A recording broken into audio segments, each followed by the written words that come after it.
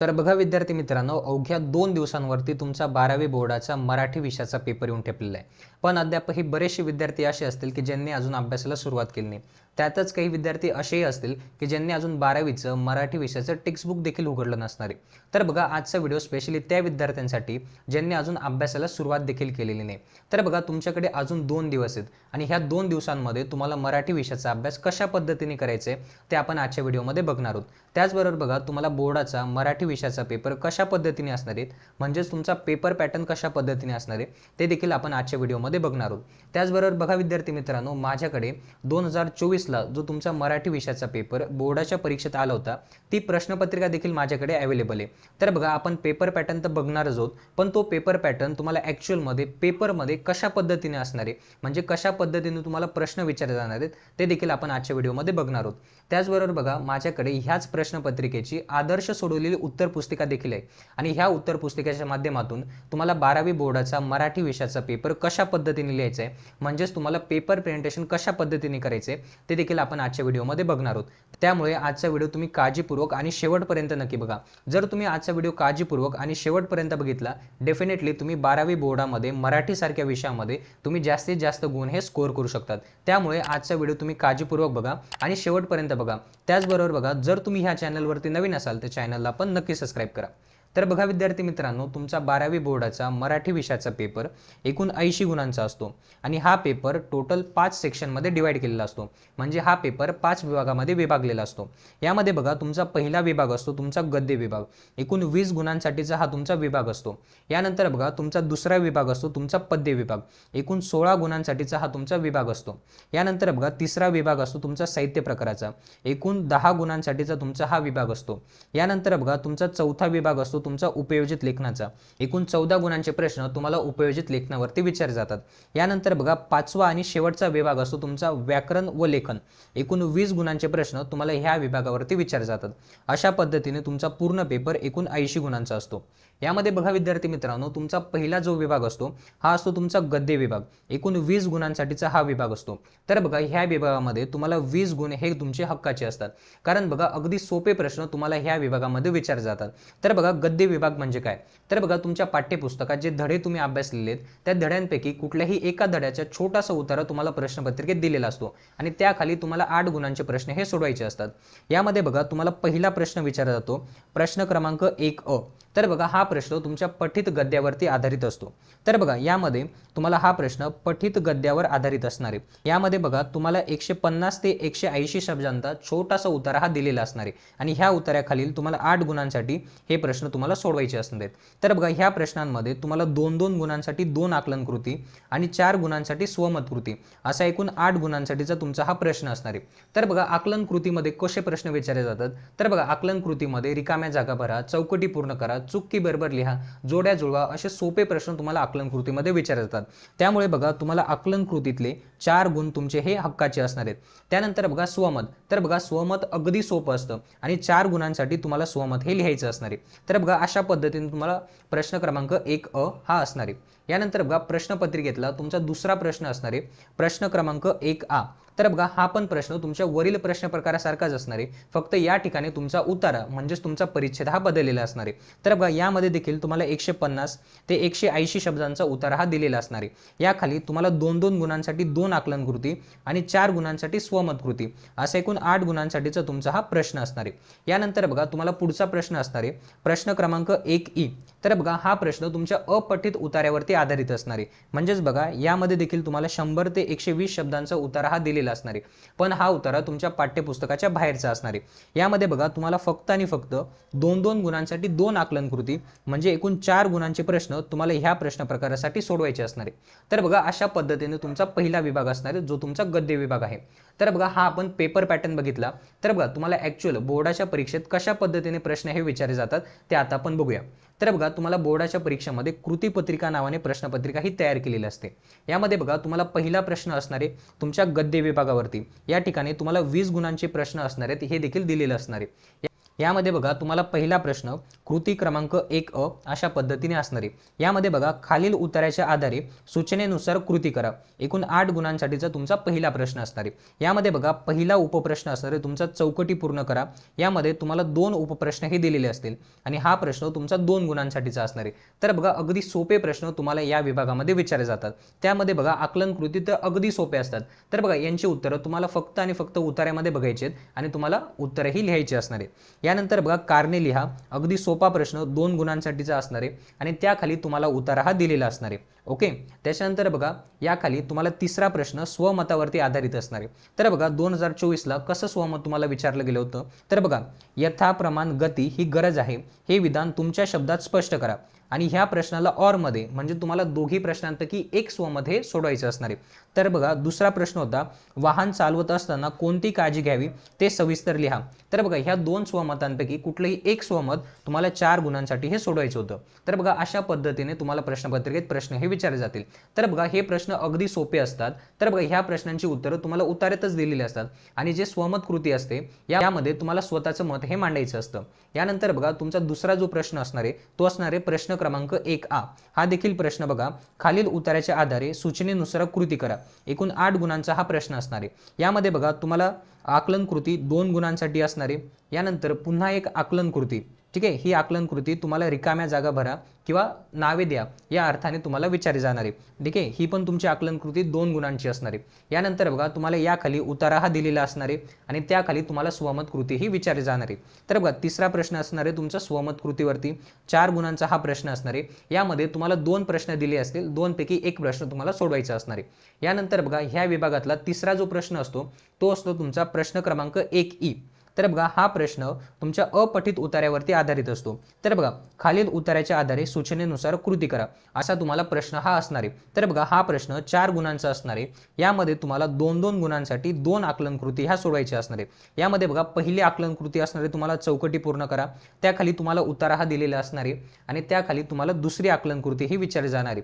तर बघा आकलन कृती 2 गुणांसाठी असते आणि अगदी सोपी आकलन कृती असणार आहे। तर बघा यामध्ये तुम्हाला कारणे लिहा, चौकटी पूर्ण करा, नावे द्या, जोड्या जुळवा किंवा अचूक पर्याय निवडा असे सोपे प्रश्न तुम्हाला आकलन कृतीमध्ये विचारले जातात। तर बघा आकलन कृतीचे जे मार्क्स असतात ते तुमचे हक्काचे आणि फिक्स मार्क्स असतात आणि स्वमत कृती देखील अगदी सोपी असते। तर बघा स्वमतामध्ये पण तुम्हाला मार्क्स हे गमवायचे नसणार आहे।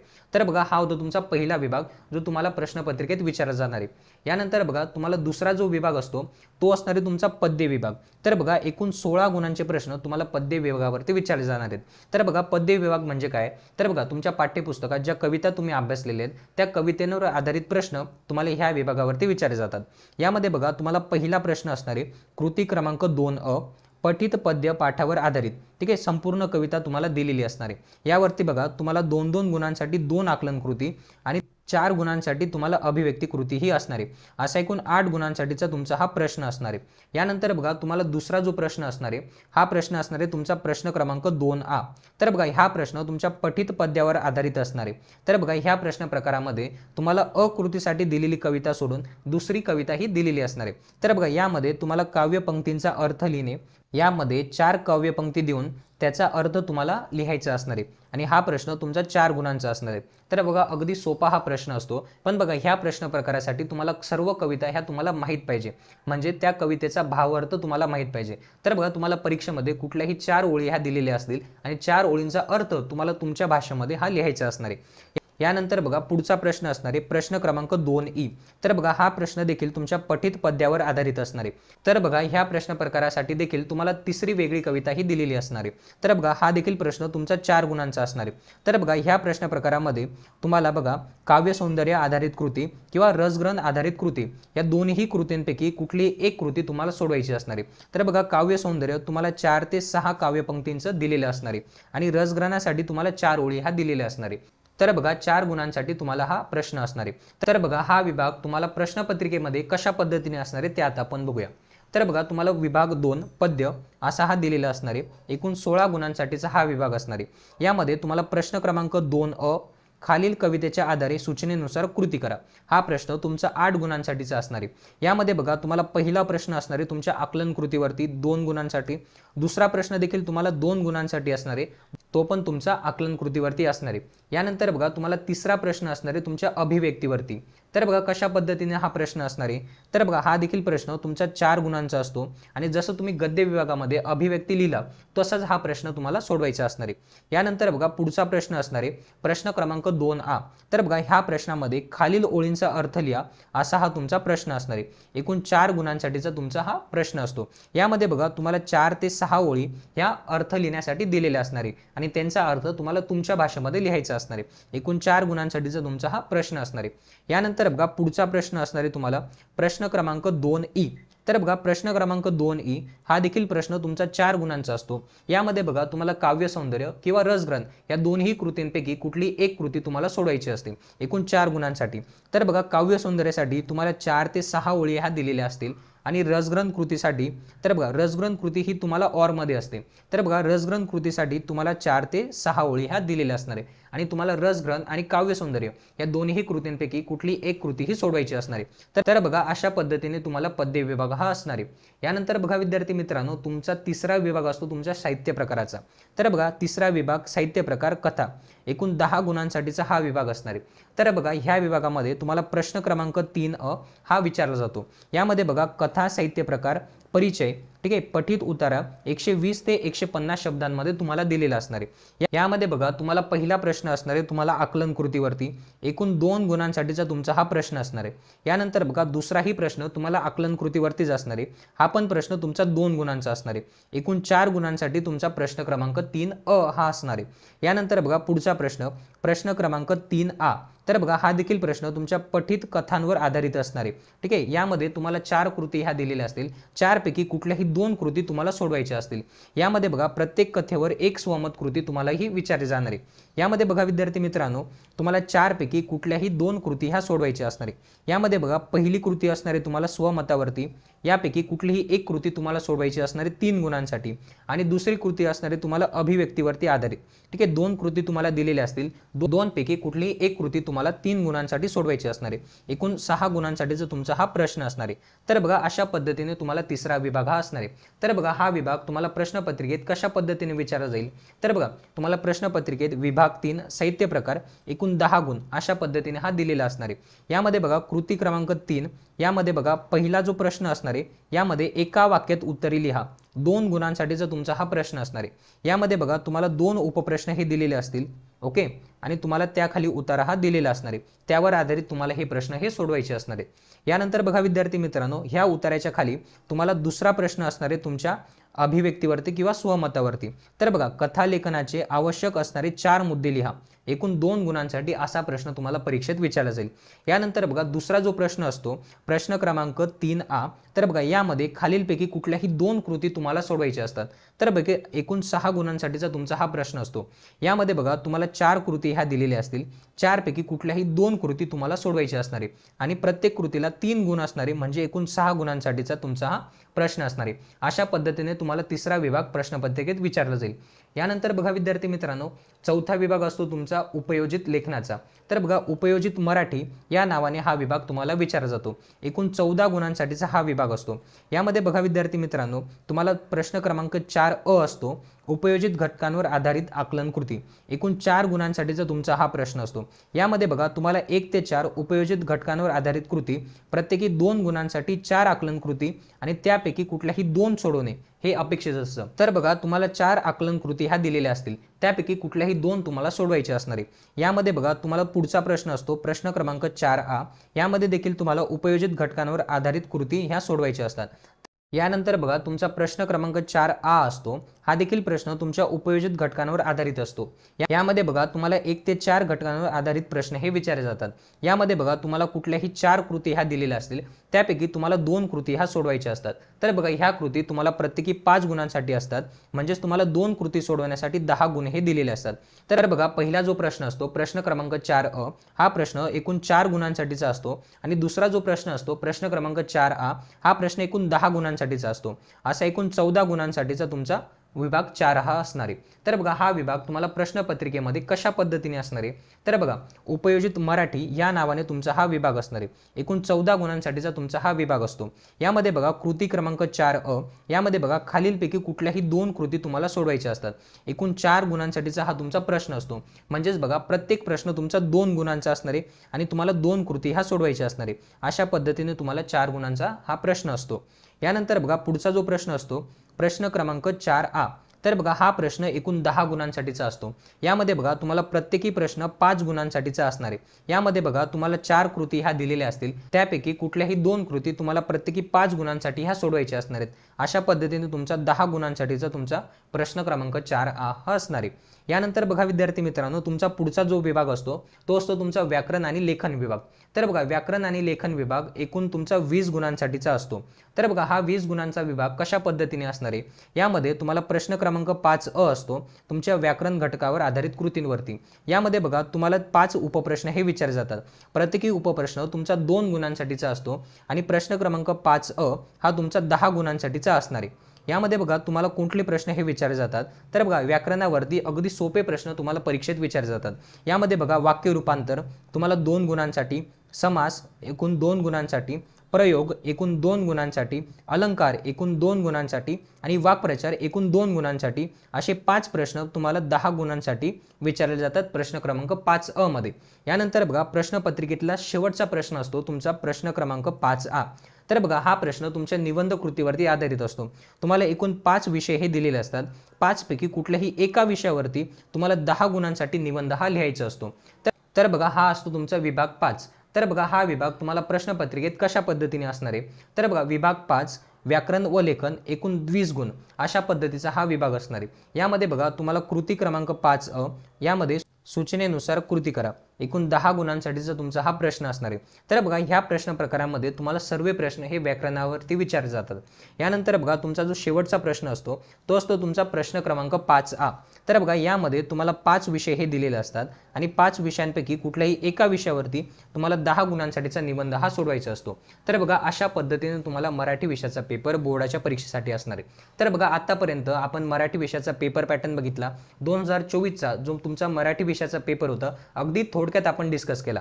यानंतर बघा आपण ह्याच प्रश्नपत्रिकेची उत्तर पुस्तिका आपण बघणार आहोत। तर बघा तुम्हाला बोर्डाच्या परीक्षेमध्ये मराठी विषयामध्ये सगळ्यात जास्त गुणदान हे केलं जातं तुमच्या हस्ताक्षरासाठी आणि तुमच्या पेपर प्रेझेंटेशनसाठी। तर बघा जर तुमचं पेपर प्रेझेंटेशन आणि हस्ताक्षर जर सुंदर असेल तर डेफिनेटली तुम्हाला मराठी विषयामध्ये जास्तीत जास्त गुण हे मिळत असतात। तर बघा तुम्हाला पेपर कशा पद्धतीने लिहायचे ते आता आपण बघणार आहोत। तर बघा ही जी उत्तर पुस्तिका आहे ही 2024ला जो तुमचा मराठी विषयाचा पेपर होता त्या प्रश्नपत्रिकेची आदर्श सोडवलेली उत्तर पुस्तिका आहे। तर बघा ज्या विद्यार्थ्यांना ही उत्तर पुस्तिका आणि 2024ची मराठी विषयाची प्रश्नपत्रिका याची PDF पाहिजे असेल तर त्यांनी आपला टेलिग्राम चॅनल जॉईन करायचं आहे। त्या टेलिग्राम चॅनलवरती ह्या दोन्ही PDF मी तुम्हाला अवेलेबल करून देणार आहे। तिथनं तुम्ही ह्या PDF डाउनलोड करा आणि अभ्यासासाठी यांचा वापर तुम्ही करू शकता। तर बघा तुम्हाला पेपर कशा पद्धतीने लिहायचा आहे, तर बघा सर्वात प्रथम जेव्हा तुम्हाला एक्झामिनर तुमच्या हातात उत्तर पुस्तिका देणार आहे तर तुम्हाला सर्वात पहिलं काम काय करायचं आहे, तर तुम्हाला लेफ्ट साईडच्या मार्जिनला अटॅच 1 सेंटीमीटरची बॉर्डर हे ड्रॉ करायची। तर बघा बरेचसे विद्यार्थी काय करतात की सुरुवातीपासून पेपर लिहायला म्हणजेच मार्जिन पासून पेपर लिहायला सुरुवात करतात। तर बघा इथं तुमचा गोंधळ होतो। तुम्हाला करायचं काय, तर बघा तुम्हाला प्रत्येक पेजवरती लेफ्ट साईडच्या मार्जिनला अटॅच 1 सेंटीमीटरची बॉर्डर ही ड्रॉ करायची। तर बघा ही बॉर्डर आपण का ड्रॉ करतो, तर बघा आपला जो मुख्य प्रश्न क्रमांक असतो तो आपण ह्या चौकटीमध्ये लिहित असतो आणि उपप्रश्न आपण ह्या ठिकाणी लिहितो आणि उपप्रश्नाचा उपप्रश्न आपल्याला ह्या ठिकाणी लिहायचा असतो। त्यामुळे बघा तुम्हाला ही 1 सेंटीमीटरची बॉर्डर लेफ्ट साईडच्या मार्जिनला अटॅच ही प्रत्येक पेजवरती तुम्हाला ड्रॉ करायची असणार आहे। यानंतर बघा पेपर प्रेझेंटेशन करताना काही छोटे छोटे मुद्दे तुम्हाला लक्षात ठेवायचे। तर बघा यामध्ये तुमचा एक उपप्रश्न झाला की तुम्हाला 2 ओळी ह्या सोडायच्या असणार आहे। तुमचा एक उपप्रश्न झाला की तुम्हाला 2 ओळी ह्या सोडायच्या असणार आहे। तर बघा जर तुम्हाला पेपर लिहून झाल्यानंतर जर तुमच्याकडे वेळ उरत असेल तर ह्या 2 ओळींमध्ये तुम्ही पेन्सिलीने अशी ब्लॅक कलरची बॉर्डर देखील ड्रॉ करू शकतात, जेणेकरून तुमचा पेपर सुटसुटीत आणि टापटीप दिसतो। पण बघा जरी तुमच्याकडे पेपर लिहून वेळ उरत नसेल तर तुम्ही फक्त आणि फक्त 2 ओळी जरी प्रत्येक उपप्रश्नानंतर सोडलेल्या असतील तरी तुमचा पेपर सुंदर आणि टापटीप हा दिसणार आहे। तर बघा ही उत्तर पुस्तिका तुम्ही पाहू शकता की कशा पद्धतीने मी लिहिलेली आहे। ही उत्तर पुस्तिका तुम्ही आपल्या टेलिग्राम चॅनलवरून डाउनलोड करू शकतात आणि हिचा वापर तुम्ही अभ्यासासाठी करू शकतात। तर बघा पेपर लिहिताना बरेचसे विद्यार्थी मला विचारतात की सर पेपर लिहिताना कुठल्या पेनाचा वापर करायचा. तर बघा बोर्डाच्या नियमावलीनुसार तुम्हाला पेपर लिहिताना कुठल्याही एका शाईच्या पेनाचा वापर हा करायचा असणार आहे. तुम्ही जेल पेन पण वापरू शकता, तुम्ही शाई पेन पण वापरू शकतात, तुम्ही बॉल पेन पण वापरू शकतात. फक्त तुम्हाला काळजी काय घ्यायची, तुम्हाला संपूर्ण पेपर हा एका शाईच्या पेनाने हा लिहायचा आहे. बरेचसे विद्यार्थी काय करतात, ब्लॅक पेन आणि ब्ल्यू पेनचा वापर करतात. तर बघा ब्लॅक पेन हा प्रश्न क्रमांक लिहिण्यासाठी यूज करतात आणि ब्ल्यू पेन हा उत्तरे लिहिण्यासाठी यूज करतात. पण बघा जेव्हा तुम्ही दोन पेनांचा वापर करतात तेव्हा तुमचा पेपर सुटसुटीत आणि टापटीप तर दिसत नाहीच, पण बघा तुमचा वेळ पण वाया जातो. त्यामुळे बघा तुम्ही एक काळजी घ्या की तुम्हाला संपूर्ण पेपर हा एका शाईच्या पेनाने हा लिहायचा असणार आहे. तर बघा पेपर प्रेझेंटेशन करताना किंवा पेपर लिहिताना अशा छोट्या छोट्या गोष्टी तुम्हाला लक्षात ठेवायच्या आहेत. यानंतर बघा तुम्हाला बरेचसे विद्यार्थी विचारतात की सर तुम्हाला डायग्राम काढण्यासाठी किंवा आकृत्या काढण्यासाठी पेनाचा वापर करावा की पेन्सिलीचा वापर करावा. तर बघा बोर्डाच्या नियमावलीनुसार तुम्ही पेनाचा आणि पेन्सिलींचा दोघींचाही वापर तुम्ही करू शकतात. पण बघा जी प्रश्नपत्रिका तुम्हाला दिलेली असते त्यावरती लिहिलेलं असतं की तुम्हाला आकृती काढण्यासाठी पेनाचा वापर करायचा आहे. पण बघा तुम्ही पेनाचा वापर जेव्हा आकृतीसाठी करणार तर जेव्हा तुम्ही पट्टीचा आणि पेनाचा वापर करतात तेव्हा तुमचे पेनाचे किंवा शाईचे डाग पेपरवरती पसरतात. त्यामुळे बघा तुम्हाला आकृती काढण्यासाठी फक्त आणि फक्त पेन्सिलीचा वापर हा करायचा असणार आहे. जे काही तुम्ही आखीव रेखीव काम परीक्षेत करणार त्याच्यासाठी तुम्हाला पेन्सिलीचा वापर हा करायचा असणार आहे. तर बघा अशा छोट्या छोट्या गोष्टी तुम्हाला पेपर प्रेझेंटेशन करताना लक्षात ठेवायचं आहे. तर बघा आजच्या लेक्चरमध्ये आपण मराठी विषयाचा पेपर बोर्डाच्या परीक्षेसाठी कशा पद्धतीने असणार आहे म्हणजेच आपण पेपर पॅटर्न बघितला. 2024ला बोर्डाचा जो पेपर होता तो आपण थोडक्यात डिस्कस केला. त्याच्यानंतर त्याच प्रश्नपत्रिकेची उत्तर पुस्तिका देखील मी तुम्हाला प्रोव्हाइड करतोय. तर बघा ह्या दोन्ही PDF तुम्ही आपल्या टेलिग्राम चॅनलवरतून डाउनलोड करा आणि याचा अभ्यासासाठी तुम्ही वापर हा करू शकतात. तर बघा हा होता आपला आजचा व्हिडिओ. आजचा व्हिडिओ थोडासा लेंदी होता पण डेफिनेटली हा तुमच्यासाठी इन्फॉर्मेटिव्ह असणार आहे. जर तुम्हाला आजचा व्हिडिओ हा आवडला असेल तर व्हिडिओला नक्की लाईक करा. जर तुम्ही आपल्या चॅनलवरती नवीन असाल तर चॅनलला पण नक्की सबस्क्राईब करा.